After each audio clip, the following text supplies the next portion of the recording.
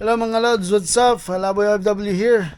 So for today's vlog mga Lodi is magre-react lang tayo dito sa video ni Kabayan.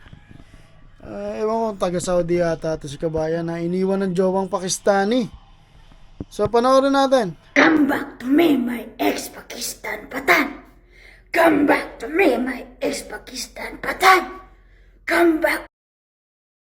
Yung mga Lods, nakita natin yung video ni Kabayan. Para talagang parang napoposes si Kabayan no? Di natin alam kung ano ba talaga yung totoong dahilan. Dahil nga ba iniwan siya or talagang matinding depression yung pinagdadaanan niya.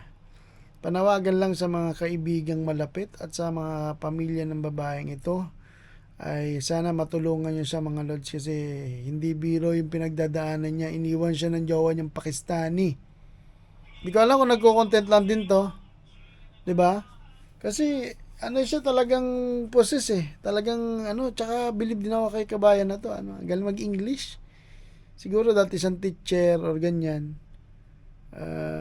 Mahusay siya, mahusay pero talagang sising-sisi siya na iniwan siya ng jowa niyang Pakistani.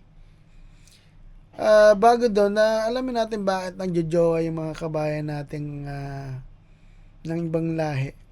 Bukod sa malaking tarugo, practical thinking nila sinasabi ng karamihan is dahil financial support.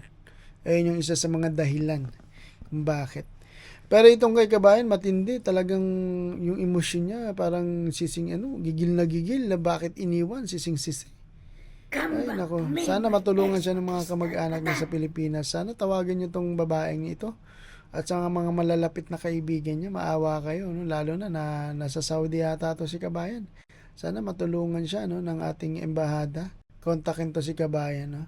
Kasi kawawa si Kabayan kung magkataon, di ba? Huwag sanang mauwi sa pagtalon-talon. Alam niyo, nauso yan dito sa abroad.